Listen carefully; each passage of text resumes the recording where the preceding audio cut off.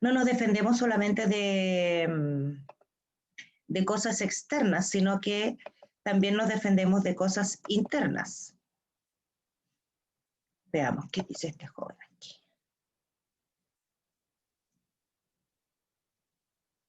Ya, de ahí lo voy a ver, me mandaron un correo privado. Entonces, chiquillos, vamos a trabajar hoy día con uno de los principales agentes patógenos. Acuérdense que cuando hablamos de agente patógeno, hablamos de cualquier organismo interno o externo que genere alguna afección o enfermedad en nuestro organismo, ¿ya? Ahora, un patógeno siempre es malo, siempre es un organismo que produce algún daño en tu sistema o en tu cuerpo. Y dentro de los agentes patógenos que nosotros tenemos más comunes, tenemos a las bacterias, los hongos, los protozoos y los virus, ¿ya? Todos estos organismos, cuando ingresan o colonizan el cuerpo humano, no siendo parte de él, se denominan como agentes patógenos. Por lo tanto, en ese caso, si nosotros somos atacados por cualquiera de estos 4 agentes infecciosos, vamos a tener una enfermedad. Por lo tanto, en ese momento nos vamos a convertir en hospederos de algún tipo de organismos de esta naturaleza, ¿ya? Por lo tanto, la bacteria, el hongo, el protozoo, el virus actúan como un parásito y nosotros actuamos como huésped de ese parásito. El huésped es la persona, la planta o el animal que recibe a ese agente patógeno. Ahora, históricamente nosotros siempre hemos sido atacados por algún tipo de agente patógeno, generando grandes mortalidades en la historia de la humanidad siempre. Las bacterias sobre todo han sido agentes mortales por muchos años. Acuérdense por ejemplo de la peste negra, el cólera, tenemos por ejemplo la tuberculosis, la viruela, la varicela, el sarampión. Han sido enfermedades que han asolado a la humanidad en distintas épocas. Y actualmente, ¿no es cierto?, ya no somos tanto de bacterias, sino que actualmente estamos siendo atacados por virus. O sea, en los últimos 10 años, cada año aparece 1 o 2 virus nuevos que afectan a la salud de distintas personas en distintos lugares. Por ejemplo, el Zika, el ébola, ¿no es cierto?, los SARS, que han sido virus que han generado bastante daño en la población, y actualmente, ¿no es cierto?, el coronavirus, el COVID-19, porque no es el único coronavirus en todo caso, hay muchos coronavirus, pero este COVID-19 ha sido uno de los más patógenos que ha aparecido en los últimos años.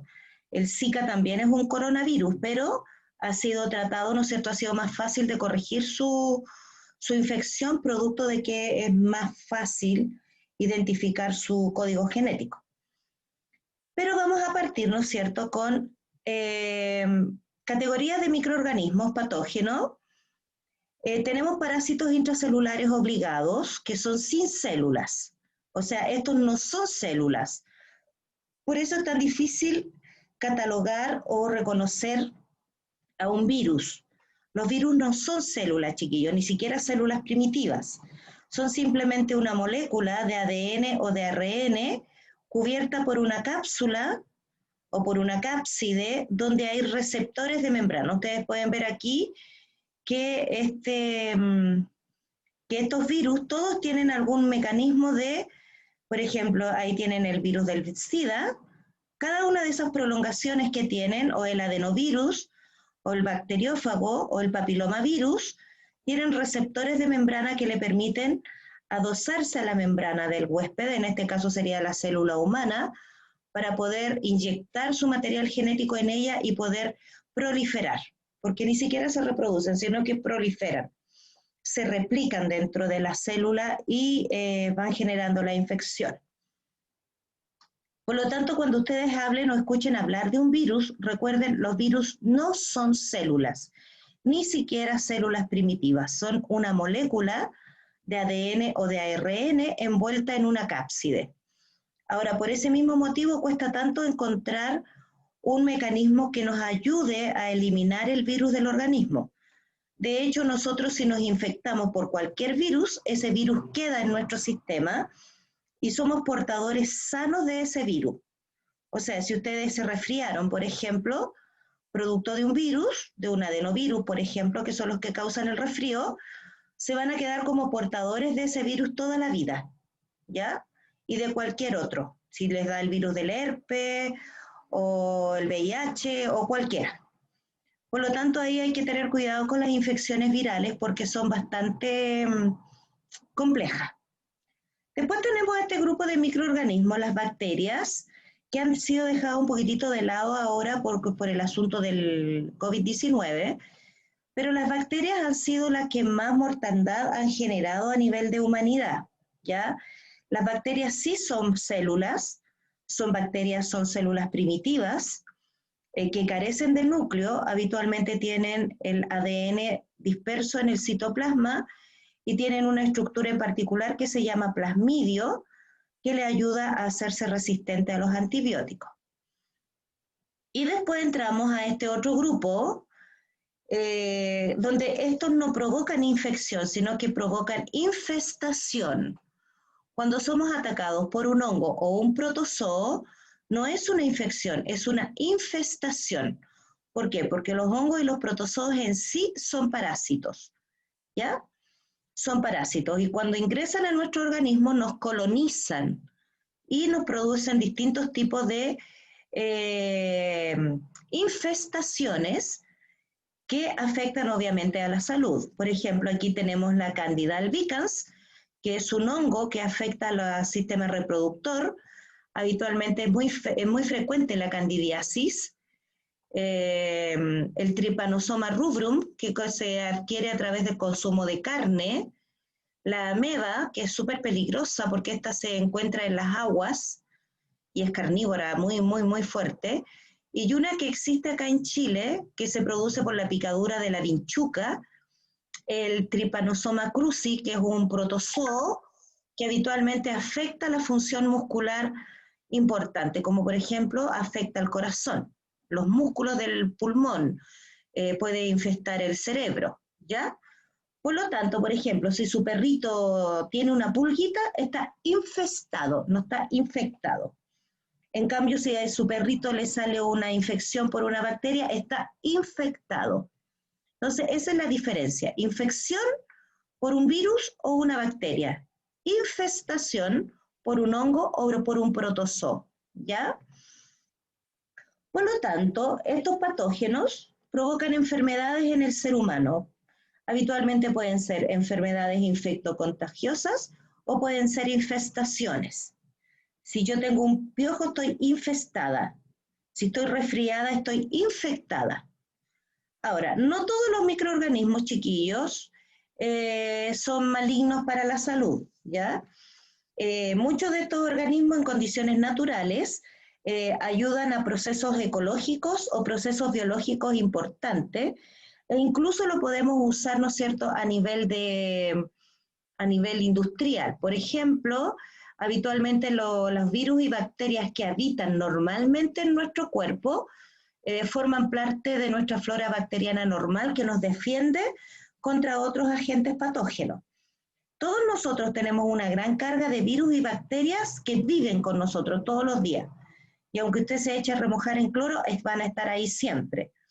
Y eso es parte de la flora bacteriana normal que nosotros tenemos y que nos defiende contra la invasión de otros agentes patógenos. Ahora, también tenemos, ¿no es cierto?, el uso de patógenos o de bacterias en este caso, no patógenas, que nos ayudan a la producción de algunos alimentos importantes. Por ejemplo, ahora que pasó el 18, ¿no es cierto?, la fermentación es generada a partir de bacterias o de hongos. Por ejemplo, la cerveza se hace con fermentación de levaduras y las levaduras son hongos. O la fermentación alcohólica, por ejemplo, el vino se hace a través de la fermentación bacteriana. La fermentación láctica, donde yo obtengo quesos, yogures, ¿no es cierto?, y cosas por el estilo, también se hace a través de bacterias que ayudan a la fermentación láctica y que nos permiten producir distintos tipos de alimentos, ¿ya? Y la fermentación alcohólica. Y también el uso, por ejemplo, de los probióticos. Hay muchos alimentos que ahora traen probióticos, Y un probiótico no es otra cosa que una bacteria que se le agregó a ese alimento para que nos ayude a la función digestiva, ¿ya? Por lo tanto, cuando hablemos de microorganismos, no necesariamente son patógenos.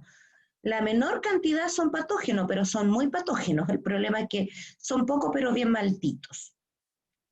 Ahora, los patógenos no nosocomiales, ¿ya? Son los que están en los hospitales y que provocan las infecciones intrahospitalarias.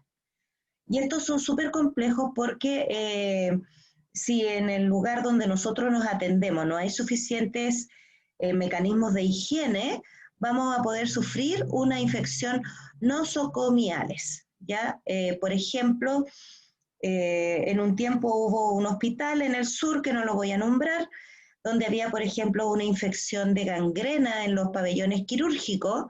Imagínense eso, una gangrena en un pabellón quirúrgico donde se estaban haciendo cirugías todos los días, generando un gran problema de salud en ese lugar del sur, ¿ya? Y acá podemos ver, por ejemplo, algunos síntomas de enfermedades nosocomiales. Aquí un señor desarrolló un herpes zóster producto de una atención dental en un lugar no muy adecuado. ¿Bien? Entonces uno también en eso tiene que fijarse cuando vaya al médico, de fijarse que el lugar donde estamos sea bien séptico, sea bien limpio. Vamos a partir por nuestras bacterias. La clase pasada ya habíamos visto parte de este PowerPoint. Las bacterias, ¿no es cierto?, son importantes porque nosotros las podemos controlar a través de los antibióticos, ¿ya? Ahora, el problema es que el uso de antibiótico indiscriminado ha provocado que nuestras bacterias, que habitualmente eran bastante simples, ahora se hayan vuelto resistentes a los antibióticos. Pero veamos, son células procariontes, son células como tales, procariontes, donde tienen un solo cromosoma central y tienen esta estructura importante que es el plasmidio. Este plasmidio la bacteria lo puede compartir con otra bacteria y generar, por ejemplo, resistencia a los antibióticos. Después, ¿qué tiene? Ribosomas para fabricar proteínas, algunas inclusiones donde guardan azúcar para poder tener, para producir energía, ¿no es cierto? Y acá esta parte de afuera es súper importante porque las bacterias patógenas se caracterizan por tener una cápsula externa que las protege, tienen una pared celular que le da rigidez y resistencia y la habitual membrana plasmática, ¿no es cierto?, que tienen todas las células animales y vegetales. Por lo tanto, una bacteria patógena tiene estas tres cápsulas, perdón, estas tres membranas resistentes, la cápsula externa, la pared celular y la membrana plasmática. Y hay algunas bacterias, no todas, que tienen un flagelo, que es como una colita, que sirve para la movilización. ¿Qué pasó, Catalina? Chiquillos, si levantan la manito me tienen que decir porque yo no los veo, ¿ya? Ya. El tamaño, ¿no es cierto?, son muy pequeñas, miden micrones, entonces son muy chiquitas. Para poder verlas necesitamos obligatoriamente un microscopio de alta resolución o un microscopio electrónico, si queremos verlas. Pueden habitar en cualquier lugar del planeta, chiquillos, incluso se han encontrado bacterias en otros planetas, por lo tanto, acuérdense que desde el punto de vista evolutivo se supone que todos nosotros partimos siendo bacterias y por evolución y selección natural llegamos a ser lo que somos actualmente. Por lo tanto, la podemos encontrar en cualquier parte, desde el interior de un volcán, ¿no es cierto?, hasta los hielos árticos.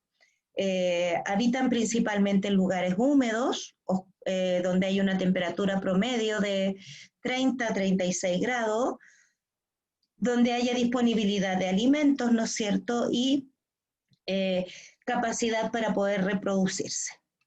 Y otra característica de estas bacterias patógenas es que tienen una gran capacidad de multiplicación, se reproducen bastante rápido y pueden invadir cualquier espacio del cuerpo humano, o sea, nosotros podemos encontrar bacterias en cualquier lugar. Se adaptan a todo, ¿ya? Por eso han sido organismos muy resistentes evolutivamente hablando. Son capaces de adaptarse a los cambios de temperatura, de humedad, de presión, etc. Y tenemos aquí, esto también lo habíamos visto en la clase pasada, microorganismos patógenos. Vamos a encontrar bacterias que son esféricas, en forma de bacilos o en forma de espiral, ¿ya? Las formas esféricas las tenemos aquí. Estas formas esféricas son bastante complejas en el tratamiento, provocan enfermedades muy graves. Entonces las podemos encontrar en forma individual, solita, y de esa forma se llama coco o coccus. Si están en pareja son diplococcus, ¿ya? Pueden ser diplococcus encapsulados cuando son capaces de generar una membrana sobre ella. En este caso se les llama también espora bacteriana. Si yo tengo una bacteria en un ambiente inhóspito que no es el de ella, va a formar una espora bacteriana que le va a dar resistencia y sobrevivencia al ambiente. Los estafilococos que tienen forma de racimo, los streptococcus que están en forma de hilera, sarcina que parece un paquetito, y tetracocos donde están en grupo de A4. Por eso se llaman tetra. Acuérdense que tetra significa 4. Después tenemos estos que también son muy famosos, los bacilos. Un coco bacilo que es una mezcla entre una cocácea y un bacilo. Ya los bacilos los podemos encontrar solos, en pareja como diplobacilo, en forma de empalizada, streptobacilos en forma de fila. ¿Ya? Aquí, por ejemplo, una enfermedad bacilar importante es la tuberculosis, generada por el bacilo de Koch. Después tenemos, ¿no es cierto?, otros tipos, ¿no es cierto?, de barra alargada, en forma de vibrio, en forma de coma, bastón, hélice, en forma de sacacorcho, ¿no es cierto?, ahí en forma de espiral, en forma de espirilo se llaman estas, la espiroqueta, que es mucho más plegada, y en forma de filamento. ¿Bien? Por lo tanto, podemos encontrar una gran variedad de formas o morfologías bacterianas dentro del grupo de los patógenos. Y después tenemos estas que tienen apéndices bacterianos, que estas tienen, por ejemplo, un filamento que es una hifa o un tallo, y con estas estructuras ellas pueden adherirse a una célula para poder generar colonización. Entonces aquí tenemos una fotografía electrónica de bacterias. Ven aquí los bacilos, así se ven cuando están en cultivo. Aquí tenemos estas bacilares, las cocáceas o los cocos, ustedes pueden ver estafilococos aquí o diplococo o tétrada ahí. Tenemos un espirilo, ¿ya? Y un vibrio. Este se llama vibrio porque tiene movimiento pópeo, puede vibrar. Por eso se llama vibrio. Y estas son bacterias, ¿no es cierto?, que se han cultivado sacándolas de algún cuerpo de alguna persona infectada. Y acá tenemos otra fotografía un poquitito más clara. Estas son fotografías electrónicas de un bacilo, de la bordotela, ¿no es cierto?, el Clostridium, la Escherichia coli, esta es muy famosa. La Escherichia coli es una bacteria que vive en nuestro intestino y nos ayuda a la digestión, pero también si nosotros la ingerimos del exterior, nos pueden generar diarrea, ¿ya? Habitualmente cuando comemos cosas de repente en esos puestecitos en la calle que no tienen mucha higiene, nos podemos contaminar con Escherichia coli de otra persona. Por eso siempre cuando uno va al baño y se lava las manos después, porque pueden venir bacterias en nuestras uñas después de haber ido a defecar. La espirulina, que es una bacteria particular, que es una alga, ¿ya? Hace fotosíntesis, muy importante actualmente porque la espirulina se está usando como un superalimento, para que ustedes vean que no todas son patógenas. El estafilococo, esta es muy peligrosa porque produce gangrena. El estafilococo está principalmente en nosotros, al interior de la boca y entre las uñas.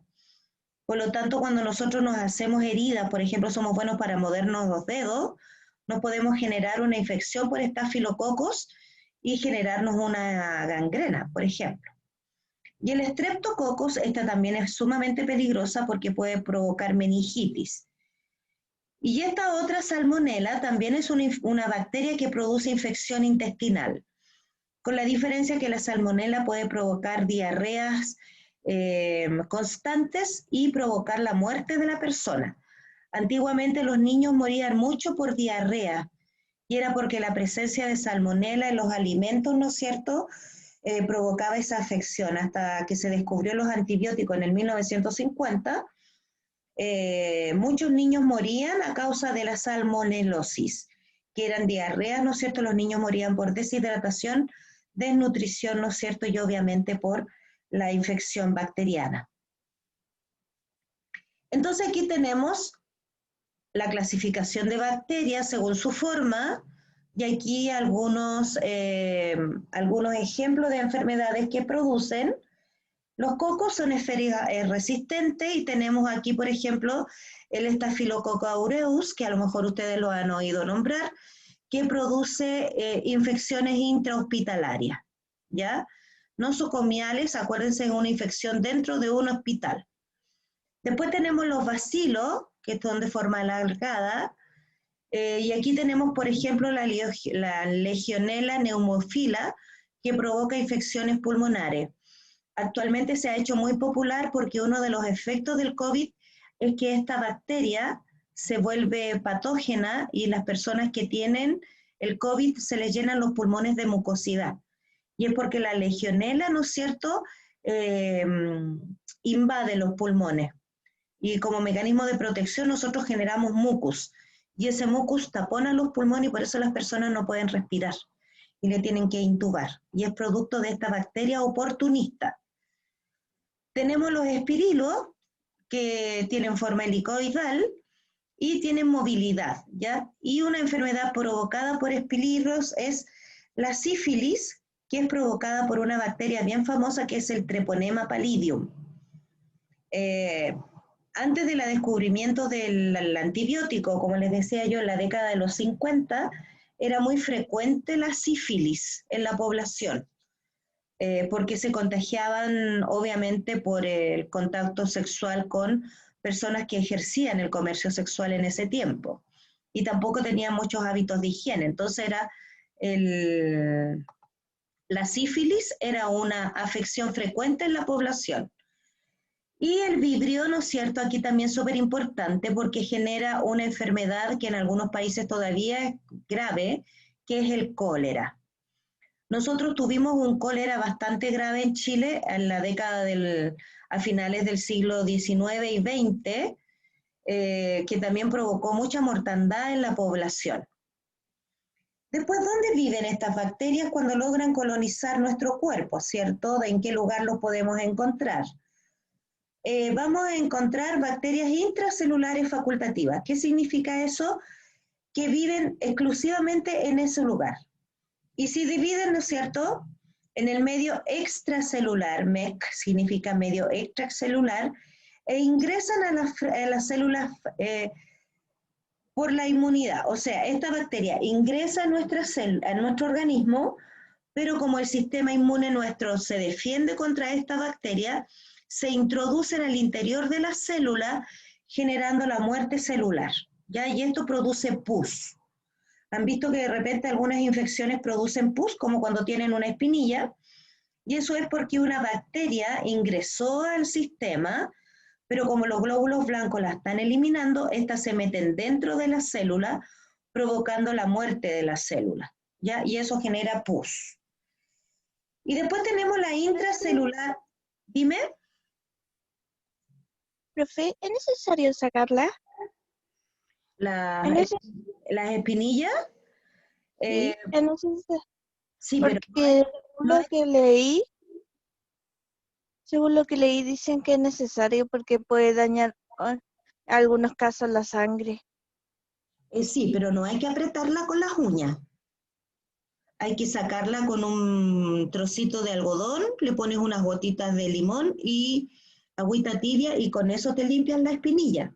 Nunca hay que apretarla, porque si tú la aprietas puedes enviar la infección a las capas internas de la piel y provocarte un acné crónico, ¿ya? Por lo tanto, esa mala costumbre de estarse apretando la cara cuando uno tiene puntitos negros o cosas por el estilo, no se debe hacer. Hay que limpiarse la cara. Entonces, cuando tú te limpias la cara con un algodoncito, con un poquito de limón, te limpias, desinfectas, le agregas vitamina C a la piel y además actúa como un astringente. Un astringente es algo que permite que los poros se cierren y impide que otras bacterias puedan entrar al cuerpo. ¿Ya? Así que no hay que apretarse la espinilla, chiquillos. Después tenemos estas otras, las bacterias intracelulares obligadas. Entonces, estas se multiplican en el medio intracelular. Eso significa MIC, medio intracelular. Entonces, aquí la bacteria ingresa al cuerpo, pero a su vez ingresa al interior de la célula. Y en este caso, ¿no es cierto?, la bacteria prolifera y se reproduce dentro de la célula, provocando la muerte de esta, ¿no es cierto?, y la liberación de bacterias que a su vez van a ir colonizando otras células vecinas. Un ejemplo de esto lo hace el bacilo de Koch cuando infecta las células del pulmón. Entonces esta bacteria se alimenta de la célula del pulmón, genera la muerte celular, generando úlceras en el tejido, y era muy característico que antiguamente cuando la tuberculosis era muy avanzada, la persona tosía y salían esputos con sangre. Eso implica que la bacteria se está alimentando del tejido, ¿ya? La otra que hace eso mismo, por ejemplo, es la gangrena. Y en el proceso van descomponiendo el órgano donde está habitando esta bacteria. ¿Bien? Y tenemos bacterias extracelulares que viven y se multiplican en el medio extracelular. Estas son las bacterias que habitualmente producen, por ejemplo, la amigdalitis o la conjuntivitis. Por eso se llama conjuntivo. ¿Han visto que de repente se les ponen los ojos rojos? Y eso es porque ahí llegó una bacteria a vivir, pero en el medio extracelular. Y estas habitualmente hacen que uno genere mucha mucosidad producto de la infección, ya junto con los virus. Pero en este caso, cuando hay bacterias, uno produce mucha mucosidad. Y de repente cuando tú vas al médico, el médico te dice, a ver, escupa aquí, y dependiendo del color que tenga ese escupo, va a ser el nivel de infección que tú tienes. Mientras más colorido el escupo, más infección tú tienes, ¿ya? Lo habitual es, bueno, nosotros conocemos nuestras mucosidades, así que ustedes tienen que observarse ahí. Entonces, aquí podemos ver que la bacteria está en el medio extracelular, ¿no es cierto?, fuera de la célula, en la sangre o en la linfa, en los líquidos corporales, entran al espacio intracelular, o sea, entran al interior de la célula, ustedes la ven ahí, ¿no es cierto? Y después acá abajo, ¿no es cierto?, ya pueden ver que la bacteria colonizó a la célula y se está reproduciendo en su interior. Y estas son las que están en el medio extracelular, que son más fáciles de eliminar porque en este caso los glóbulos blancos se las comen y las destruyen. Y tenemos otro tipo de bacterias que también aquí nos da el grado de patogenidad de la bacteria, que es de acuerdo a la tinción de Gram. Gram fue un señor que inventó una tinción para poder diferenciar las bacterias en cuán malas o buenas son. Entonces tenemos la tinción de Gram positiva y la tinción de Gram negativa. Habitualmente las bacterias Gram positivas pueden ser atacadas por un antibiótico, ¿no es cierto? Y se reconocen porque se tiñen de un rosado intenso. Entonces aquí lo que tenemos nosotros, ¿se acuerdan que vimos recién que tenía la membrana, ¿no es cierto?, la pared y la cápside? Entonces la cápsula de la bacteria se tiñe de un rosado intenso y eso nos indica que es una bacteria Gram positiva. En cambio, las Gram negativas se tiñen de un rosado pálido. Y estas habitualmente son bacterias muy peligrosas, la Gram negativa. Y acá nos da, ¿no es cierto?, que tiene una cápsula externa, tiene la pared ahí y otra cápsula más. Estas bacterias Gram negativo tienen 1, 2, 3, 4 cápsulas externas que la protegen del medio exterior, ¿ya? Y acá tienen un espacio periplasmático acá donde esta bacteria acumula y almacena toxina. Y esta toxina, una vez que la bacteria muere, se liberan y provocan los síntomas característicos de algunas enfermedades como el cólera, por ejemplo, que son los dolores, los espasmos, la fiebre, el sentirte agotado, etc. Y en este caso tienen una pared que está formado por lipopolisacáridos y proteínas, o sea, tienen acá macromoléculas de compuestos orgánicos complejos, lo que hace que estas bacterias sean más peligrosas. Y acá lo podemos ver en un microscopio, ¿no es cierto? Ustedes pueden ver que la gram positivo se tiñe de un color intenso y las gram negativo, miren, estas son puras cocáceas, se tiñen de un rosado muy pálido, ¿ya? Entonces tenemos también gram positivo y gram negativo, ¿ya? Y acá podemos ver un poco más explícito lo que es gram positivo y gram negativo. Ustedes pueden ver que acá está la cápsula, ¿ya? De peptidoglicano y ácido teoico con la pared celular. Miren, la gram positivo tiene una gran pared celular, mientras que la gram negativo tiene una pared celular pequeña. Tiene esta membrana externa, la gram negativo, y la membrana citoplasmática. En cambio, esta no tiene membrana externa, ustedes pueden ver, tiene solamente la pared y la membrana. Entonces aquí se tiñe muy bien la pared, aquí se tiñe muy poco. Y acá tenemos gram negativo, gram positivo, perdón, y gram negativo, ¿ya? Y acá podemos ver cómo se ven las dos al microscopio. Bien, entonces nosotros podemos ver aquí clasificación de bacterias por forma, lugar de ubicación y tipo de tinción por hoy día. Bien, entonces